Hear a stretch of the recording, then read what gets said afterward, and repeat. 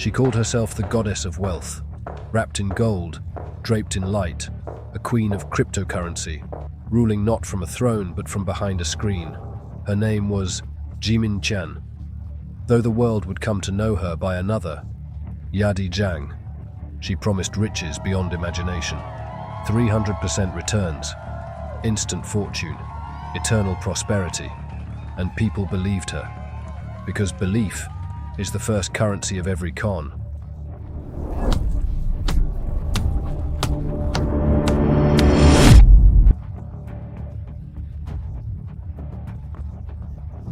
It began in China, mid-2010s, a time when the word Bitcoin shimmered like prophecy. To ordinary people, it was magic, a way out, a way up. Zhimin Qian understood that hunger. She dressed like an empress, held conferences under chandeliers, stood before thousands, proclaiming herself the goddess of wealth. They clapped, and then they gave. Money, homes, futures. 128,000 people, handing her their trust. A river of savings flowing into her empire called Britain, Nice Life. She said it was an investment. It was a dream. In truth, it was a trap. 40 billion yuan, $6 billion, gone.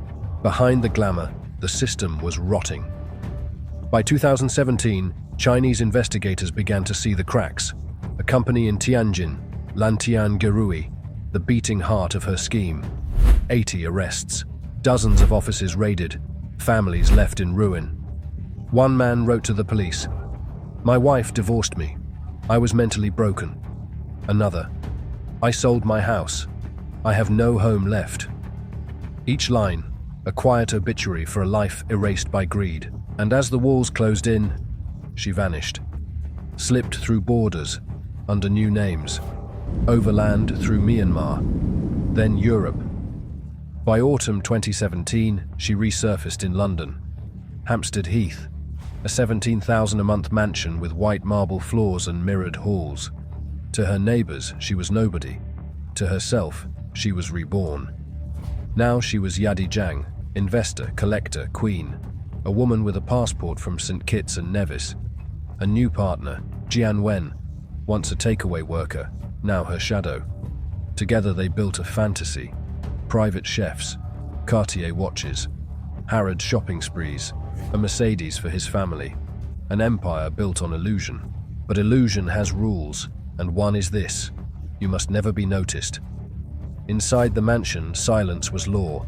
Staff signed non-disclosure contracts. Phones were banned. No Chinese devices. No photos. To disobey meant ruin. Qian, hidden in luxury, scribbled in journals. Dreams of meeting dukes, being blessed by the Dalai Lama, ruling a micronation called Liberland. It was delusion, gilded as destiny. Then came 2018, and the first mistake. Jian Wen tried to buy a £24 million home in Bitcoin, a fortune converted from nowhere. The police noticed, and quietly, they began to watch. When they raided the Hampstead mansion, they found a map, a hand-drawn sketch, a line leading from Harrods to a hidden deposit box. Inside that box, 61,279 Bitcoin. At 2018 prices, £1.5 billion. By 2025, more than 5. The largest seizure of cryptocurrency in British history. And still, the goddess of wealth was nowhere to be seen. For years, silence. A case left half open, an empire dissolved into the ether. Then, in early 2024, a flicker. A dormant wallet moved, a single digital heartbeat. Detective Joe Ryan traced it to a name, Seng Hok Ling, a 47-year-old Malaysian living quietly in Derbyshire, once convicted of fraud in Hong Kong. They followed him, and through him, found her. April 22nd, 2024, York, a suburban home.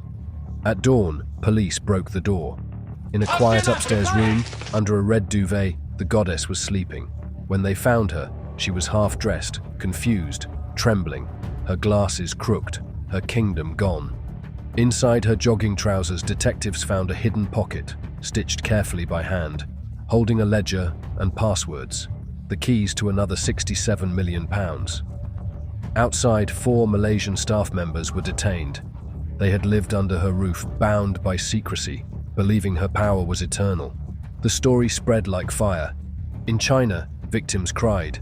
In Britain, officers stood speechless.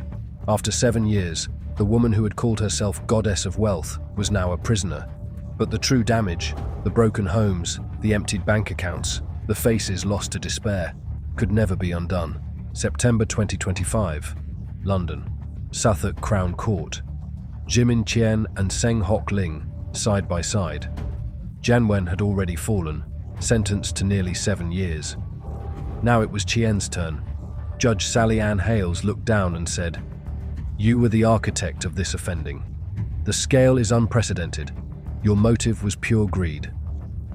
Qian wept, 11 years and 8 months. Ling, 4 years, 11 months. A quiet end to a loud life. But the story didn't end there, because the money, the billions in Bitcoin, still existed, frozen, locked under British control. Victims in China stepped forward, old men, young couples, entire families, each one asking, "Will we ever be repaid?" In London's High Court, the arguments began.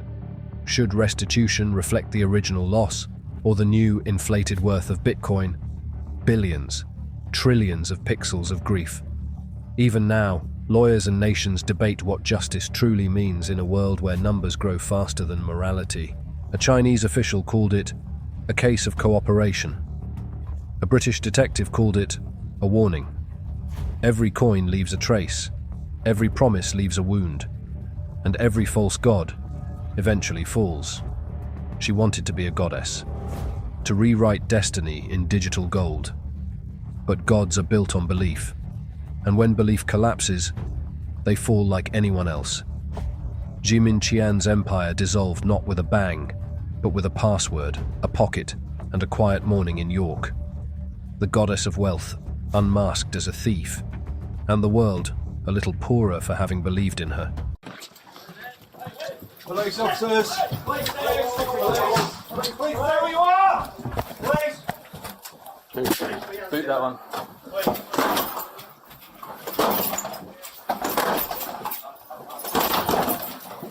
Police! Police! Where you are!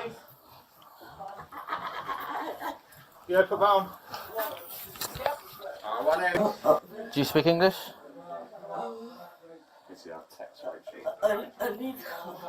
Okay, well, take a deep breath. My name's Stacey Woods, DS Isabel Grotto from Met Police, okay? We believe you're Zhimin Qian, okay? You're under arrest, you're going to be arrested for money laundering, Section 329 Proceeds of Crime Act.